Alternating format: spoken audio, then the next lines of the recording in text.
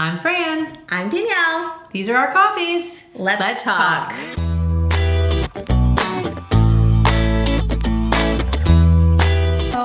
Think you need 20% down to buy a house, or that new homes don't need repairs? Think again. We're here to separate fact from fiction and make real estate myths busted. Let's dive in.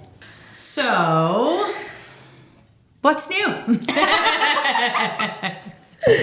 So I think let's start with, should we go in what's the most common thing that we hear? Sure. Okay. Sure. Perfect. I think that probably most common is that spring is the best time to buy a house. Yeah. Right? So, I'm not saying spring isn't a fabulous time to get out there and buy a house, but it's not necessarily the best time. So, you've got people that are out there looking in the fall and the winter months too, and sometimes they tend to be more serious buyers because they have to buy, not necessarily want to buy. So I would say that definitely is a myth you can bust. I'm not saying there's not more inventory out there in the spring. I think that myth has been around for several years. Right. So I think there's probably more inventory because people are still believing in that myth. But the truth is, buyers don't sit around hibernating like bears. If they need a home, they're gonna be looking out there, regardless of what season they're in. Right. So yeah, I think we can bust this myth. Right. Busted. On to our next one. So I have a question. Yeah. Do you always make a profit when you sell your house? Not necessarily. I mean, I'd like to. Right. That's the goal. I'd like to. That's kind of the goal. And I think that's everybody's expectation is that you're going to buy low, you're going to sell high, or, and everybody's waiting around for that perfect market condition, but that's not always the case. Right. And it's really determined by a couple of things. What condition was it in when you purchased it? Right. And what did you do to it while you lived there? So, let's be honest, we've all seen this. Somebody buys a house, it's beautiful, and then the next person that moves in has, 15 dogs. And I actually went in a house one time where they had chickens living in the house. In the house? In the house. Okay. In their own little room, or did they have free range? I was gonna say it was a nice free range situation. But yeah, they were happy chickens. In the house. Ooh. That was odd. That's probably my most odd one. But so conditions, right? So conditions matter, right? And they can change, and improve and decline. Oh, for sure, yeah. Right. So that's probably one of the bigger ones. And I think, if it were true, we'd have no short sales. Right. So that's a thing that we're seeing, especially with the crash. Right. So everybody knows 2007, the market just tanked, and that was something that a lot of us were dealing with short sales. Yeah. So what a short sale is that the bank that you have your mortgage with is allowing you to sell your home for what its actual market value is, not what you paid for or what you owe on it. Right. So you're able to, and sometimes they take a little bit longer, but it's a really good option because what's the other one? Foreclosure? Right. So you have to go through an approval process for a short sale. Right. But yeah, the goal ultimately is to get you a profit, but that's not always the case, unfortunately. That myth can be busted. Myth number 3. New homes do not always need repairs. I wish. Yeah, right. That'd be nice. There's so many factors that come into play with this. You would love to trust your builder that's doing this for you, but that's certainly not always the case. We have a house next to me that has been being built for over 2 years. Oh yeah. Me too. Over 2 years. And so do your research before you get involved in this, because obviously my husband and I did some research and we found out this particular builder has got so many projects going on. We'll just say a round number, 20 projects, 19 of them have lawsuits. So you really have to do your research. So that being said, you can get into a brand new home and there can be issues. So do inspections. Yes, always. Inspections are very important because let me tell you some of the common issues with new homes. Yes. Plumbing and electrical not being installed properly, foundations that have begun to settle and crack, poorly installed HVAC or appliances. Let's see. We built our house and we're having a lot of cracking on our like the mutter that came in just did a the very poor drywall. job. Yeah. Yeah, that's Very poor job. Mm-hmm. And I mean, these are things that I went against what I tell everyone, which is always get an inspection to save yourself from a big headache later on. I did not. And some of the issues that have come up are things that would have Come up in the easily inspection. been, yes. Well, just because here's the big difference too is now you guys are paying for that, Yeah. as opposed to the builder or a Right. seller if it's not brand new construction, them being paying for it or reducing the price of the house. So Yeah. you guys, now you guys are doing it all yourselves. do as I say, not as I do.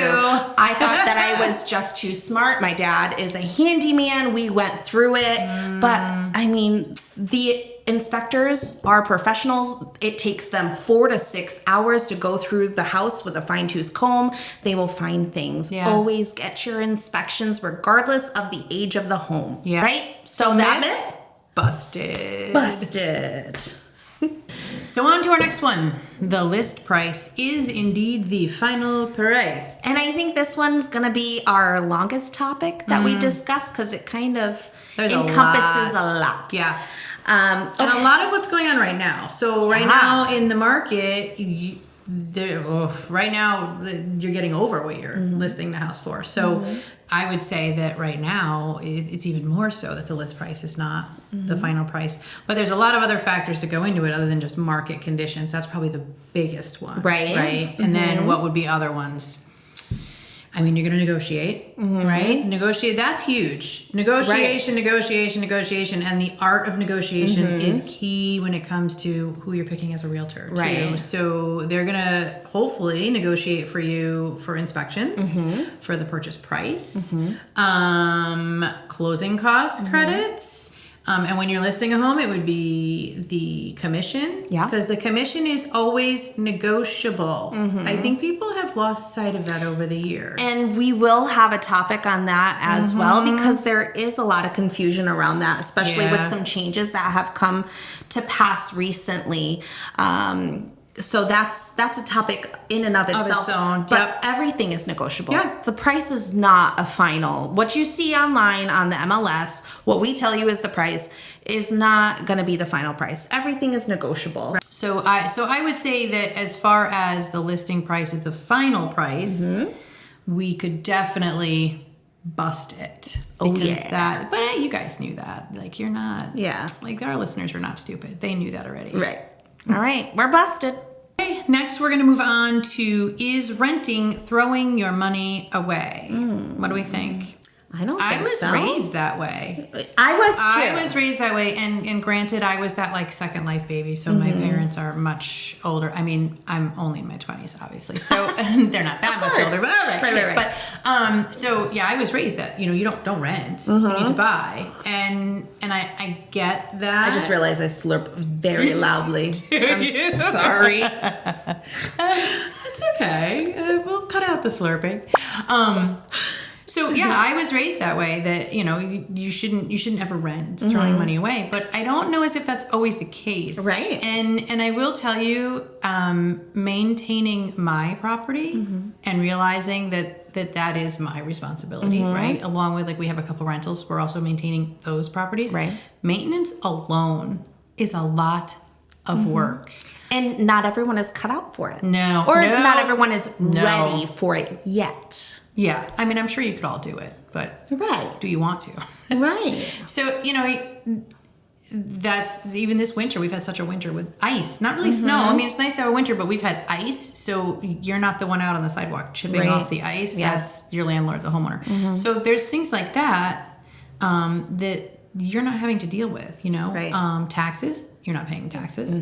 Your landlord is. On the other hand, your landlord's the one writing off Right. those items. Right. So And also, if you're someone who, a traveling nurse. oh yeah, that's very popular. yeah, right now. Very popular. Yeah. So, obviously, if you're going to be moving around a lot, you don't want to be acquiring properties in every town that you're moving to, and then kind of become. I don't know. That might be fun. It might be fun, Like, but then what if they're not ready to be landlords and they can't sell their house on Well, time? that's true. I'm just thinking that I don't know. Like over the years, I find something cool about every. I find something cool about every single house, and then I want to change it. And then I doing about it. Yeah, but how cool is it? Like different historic cities. You go to different historic cities. But Fran, you can rent properties and still see those historic cities. Well, there's just no fun in that. You know, I mean, come on. If I could, I just want to tell you a few pros to renting and a few pros to buying. So pros to renting, you touched on this. No maintenance costs or property taxes. It can be cheaper in higher cost areas, but not always. Right. And more flexibility if you move often. Now, with buying, of course, you're building equity. You're putting money into something that you will hopefully gain back again once markets improve, and more stability and control over your space and making those improvements that you want to. Right. Although there is a big following online, and maybe we can do something with this in the future, of renter-friendly improvements. Really? Yeah. That scares But you are limited. me. Well, I do, you know, whenever a tenant, I get that text, hey, can we paint the, no. Hey, do you mind? No. I'm going to have to show you, because maybe I'll open you up to a little bit. But of course, there are still some hard stops when you're renting. So you do have more more stability and control over your space. The tax benefits, even though when you're renting, you're not paying those, you're also not getting the benefits. Right. Yeah. Right. So I guess the right choice. Well, you're not building that equity either. Right. Like, I think you touched on that, but you know, so down the road, someday when you want to move on and you've built that equity, you know, or if you're ready to retire, once your house is paid off your mortgage, I mean, this is my soapbox I get on. No matter if you pay off your mortgage, you're still renting your home from the town because you're paying taxes to the town, which drives me nuts. But it is what it is. Yeah. So, but at least it's a little less. Yeah. Where if you're renting, that's only going to go up over time, and you're always going to be. So I don't know. You want to pay that bill? I mean, I guess it depends on your lifestyle. Yeah. Your lifestyle, where you are, your finances, what your future plans entail. It's not really a one size fits all solution. No, and I would say that the maintenance end of it is really huge for me. That's I think a big because one. if I could go back to, you know, gosh, however old I was when I moved out, obviously not much younger than I am now, but that I didn't have to do anything. Right. Clean my space, right? And that's it. Pay the rent. Everything else was taken care of by the landlord, and that's kind of nice. Yeah. So, It is. but the bottom line is renting definitely better than buying. And I think we can say that myth is also busted. For sure. Fran, what's the next one? Next one is you need 20% down always to buy a house. What do we think? Yeah, well, I mean, again, that's the way we were raised, right? You know, and oh my God, my mother never missed the opportunity to tell me how cheap their mortgage was, which it was $60 a month, by the way. $60 a month.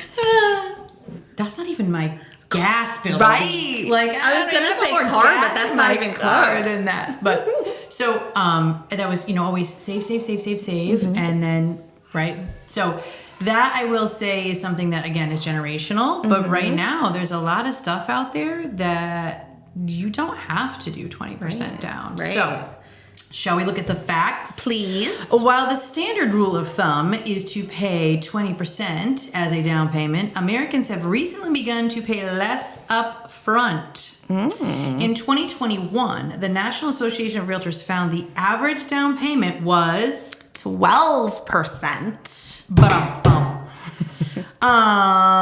While homeowner age 30 and under was just 6%. So, Fran, sorry. Fran, what does that 20%, like, what does that give us if we give that 20%? So, all right, so everybody talk PMI, which is Private mortgage insurance. So it kind of secures the lender if you were to default on the home. So they're thinking the more that they put down on the home, the less the payment, the more likely the payments are to be met. So if you don't get to that 20% mark, you are going to be paying a monthly private mortgage insurance to the lender. Not everybody has that kind of money nowadays. I mean, the home prices are very different. Right. So the important thing is there are products out there that you can go lower than the 20%. You will still have to pay that PMI, but you should really check with your lender to see what best fits your needs and what you can qualify for. Right. I mean, we make a lot of suggestions just because we do it a lot and we hear it and we talk to people, we know what they're doing. But when it comes right down to it, we're not lenders. Right. Exactly. So, we're not going through your finances as involved as they are. Right. So really go to them to know exactly what would be the best fit for you and what your qualifications give you for products. Right. So when it comes right down to it, 20% down as a myth, right? Do you always need 20% down to buy a home? I think we can also say that myth is busted. Fran. So what's next? This is a big one. Oh, hold me back. Ready? You don't need a realtor to buy a home. Oh my goodness. Okay. So, let's just say, do you need one? You can do it without one. Can you? Is it smart? Can you though? Is it smart? Not in my world. Okay, you can do your own dentistry by watching a YouTube video, but should you? No, I don't think so. I don't think there's probably a lot of DIY situations that probably not should not be tackled. That's a whole nother ball of wax, as they say. Because I'm thinking there's a lot of stuff that you probably should not do yourself. So, I mean, is it possible? Yes. Yeah. Is it smart? Not necessarily. And Fran, listen, this is not, we're not talking about like, okay, Uncle Joe is moving to Florida and he's wondering if the kids, anybody in the family is interested in the home. Okay. That's different. We're not talking about that. Yeah. In that case, call your attorney, right? And make sure the attorney is somebody who's separate and unbiased from your family and that whole thing. And they can walk you through that. Obviously, we're not talking about that. What we're talking about is the main thing. When you use a realtor and they list your house, first of all, there's a lot of things you need to make sure are put in place to protect the person selling the home. Right. Mainly is who's coming into your house, right? Like, so we have a lockbox. Some people use smart boxes that are actually logging who's there, when, what their criteria is, what agency they're from.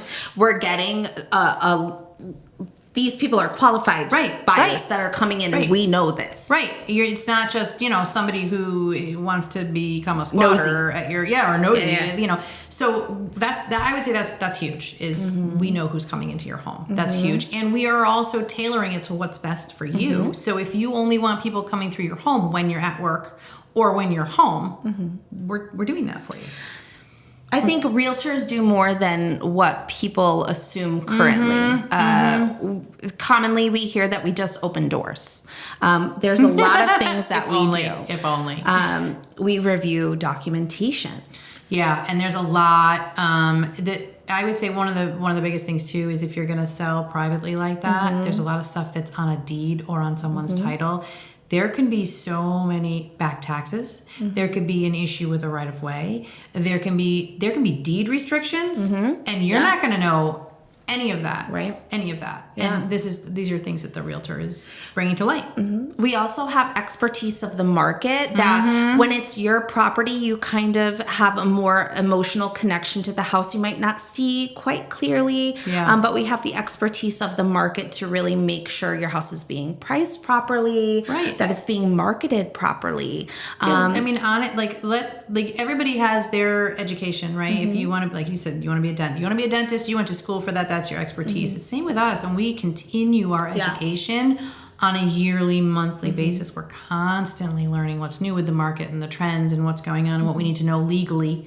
So, let our education work for you? Why are you going to try and do all that when you can just like set it and forget it, so to speak? A lot of times hiring a realtor will save you a lot of headaches. It'll save you stress. It'll save you money in the long run too. Yeah. All right. What do we think about that then, Fran? I think that I don't even think we had to bust that myth. I think that you guys, again, they're not stupid. Right. They know, and I know that everybody said like, well, I would like to save some money. In the long run, it's not saving you money. So that is definitely busted. Busted. All right. There you have it. Some of the biggest real estate myths are now busted. And if you want to drop us a line and tell us what the biggest myth that you have heard in real estate, we would love to hear them because we just love hearing from you guys. Yeah. So, and don't forget to like and subscribe, and then you'll hear more from us. Yeah, we're That'd be fun. enjoying giving you all of the real estate truths. So stick around, and until next time, bye guys. Subscribe to my channel.